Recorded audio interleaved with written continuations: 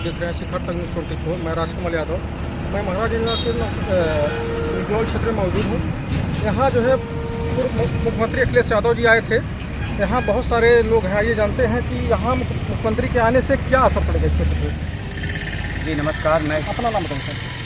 जी नमस्कार, मैं सुरेश चंद्र साहनी, जिला पंचायत सदस्य जी और कांग्रेस पार्टी के प्रदेश सचिव हैं। जी जी आज इस निचलौल के कस्बे में पूर्व मुख्यमंत्री श्री अखिलेश यादव जी आए हुए थे, हमारे प्रत्याशी वीरेंद्र चौधरी के। और आज यहाँ पर उन्होंने काफ़ी बातें बताई है, जिससे जनता में इतनी जागरूकता आई है कि इतनी भीषण गर्मी के बावजूद भी वो लोग उनके भाषण को सुने।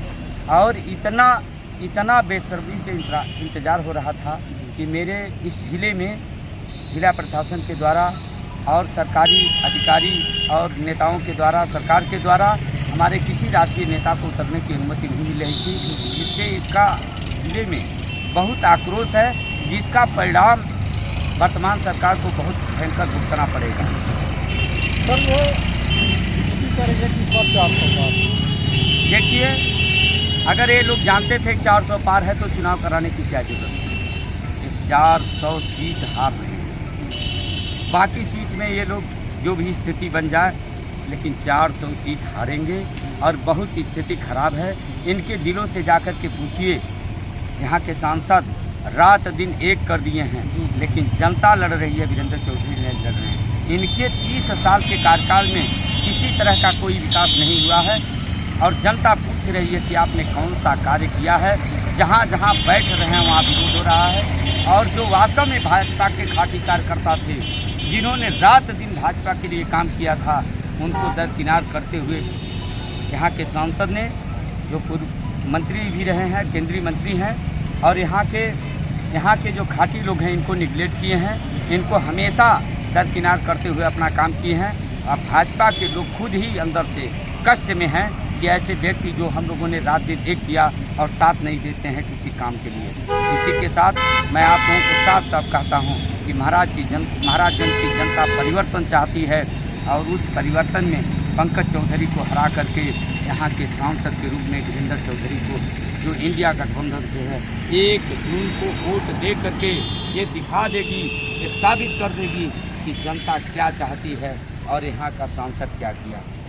सर एक सवाल और है कि नौतनवा से कुमार अखिलेश मुन्ना सिंह और जो है माननीय अमन मणि त्रिपाठी जी एक मंच पे आ गए हैं इंडिया गठबंधन की तरफ, क्या असर पड़ेगा? जो है देखिए, इसका बहुत असर है।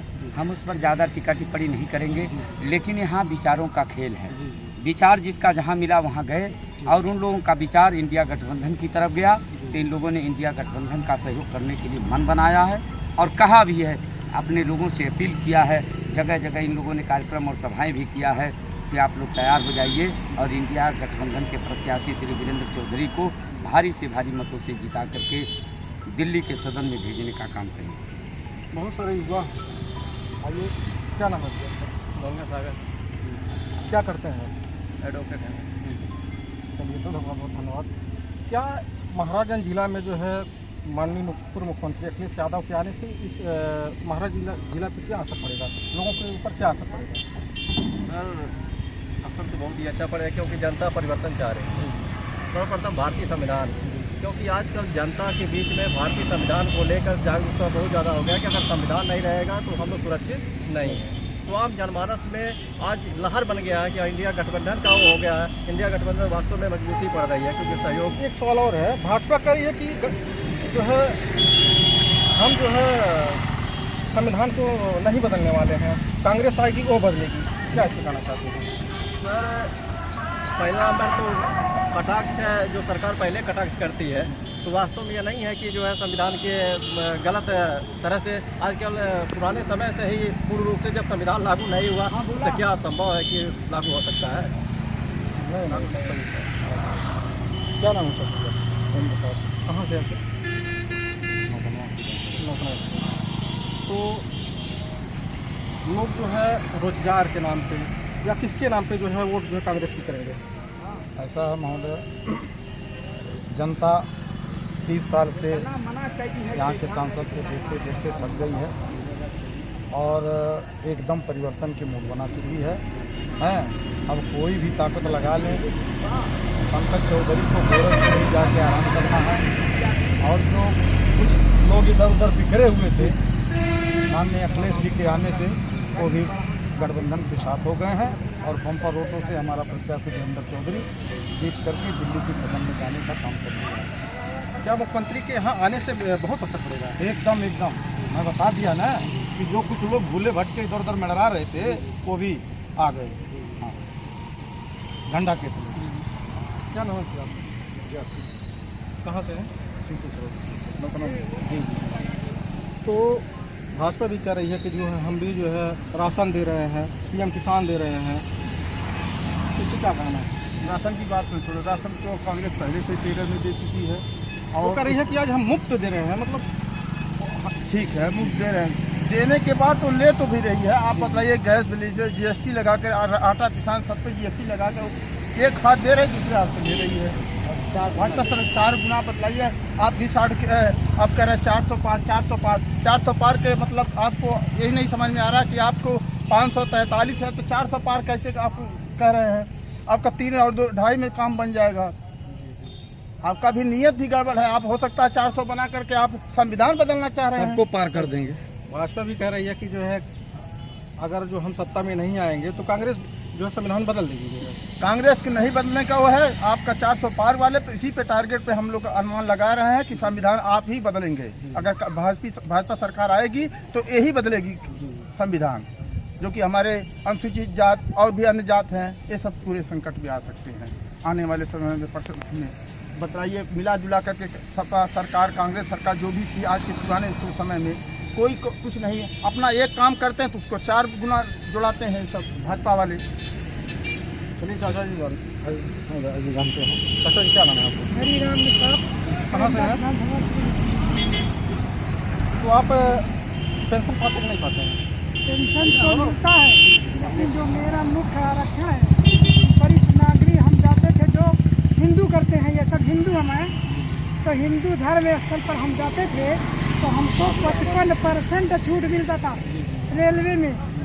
वो मेरा आरक्षण जब से बीजेपी सरकार आई है, हम वरिष्ठ नागरिक बिरादरी के जो है संजय निषाद जी है, मंत्री हैं। संजय निषाद जो किया वो आज तक 1947 से ऐसा छलिया नेता कोई पैदा नहीं हुआ है भव्य भारत। क्या इस बार जो है आपके जो है कौन से लोग यही बात जो हम बोल रहे हैं, जाएंगे कांग्रेस की तरफ जाएंगे? हम पहले सुन लीजिए ध्यान हमारा कि हम जो वरिष्ठ नागरिक का इन्होंने आरक्षण छीन लिया है, ये जो वरिष्ठ लोग हैं भारत में, ये कहते हैं हम हिंदू हैं। हिंदू जाते हैं वैष्णो, हिंदू जाते हैं बद्रिका, हिंदू जाते हैं रामेश्वर, हिंदू जाते हैं कन्याकुमारी, हिंदू जाते हैं बनारस बाबा धाम, चारों धाम। हम हिंदू ही नहीं हैं, हिंदू धर्म पर जाते हैं काशी बनारस। तो हमको 55% आरक्षण रेलवे में मिलता था, आराम से हम गरीब लोग कर लेते थे तीर्थ यात्रा।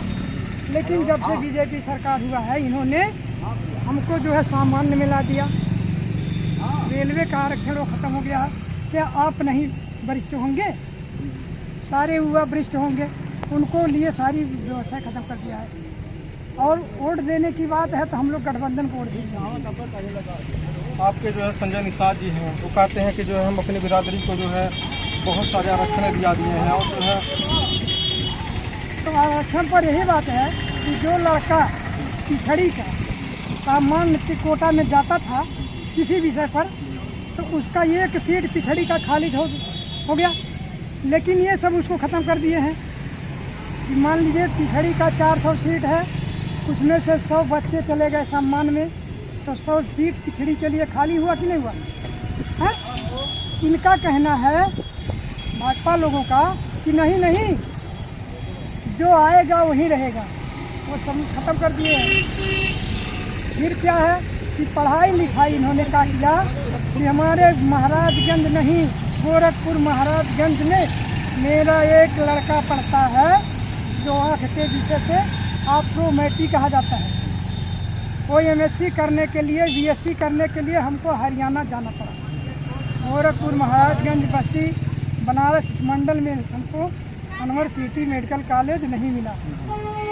तो इस बात की बहुत दुख है कि यह सरकार में हमारे मुख्यमंत्री जी कहते हैं कि हम इतना पहले जो है कांग्रेस की सरकार में जो है विश्वविद्यालय कम थी, अब विश्वविद्यालय हमने ज़्यादा बना दिया। होकर क्या करेगा, न हमारा विषय है, न हमें पढ़ने के लिए स्थान है। एम्स में जाते हैं, वहाँ डॉक्टर नहीं है। मेडिकल आपके बगल में सिद्धार्थ नगर है, वहाँ जाते हैं, डॉक्टर नहीं है।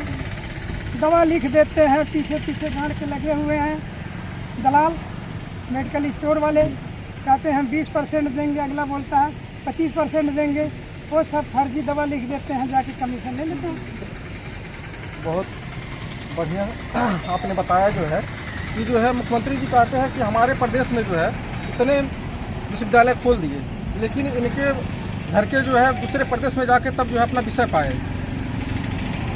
मास्टर नहीं है, विषय नहीं है, मास्टर नहीं है, विषय भी नहीं है। 1000 रुपया में दिया नेट वालों को, आप जैसे लोगों को खोजने के लिए, अपने बच्चों का BSc करवाने के लिए। तो हमको हरियाणा में एक मौलाना यूनिवर्सिटी मिला, हम अपने स्वयं पहुंचाने गए मौलाना शहर में हरियाणा, तब वहाँ जो है एडमिशन हुआ हमारा। हमारे पास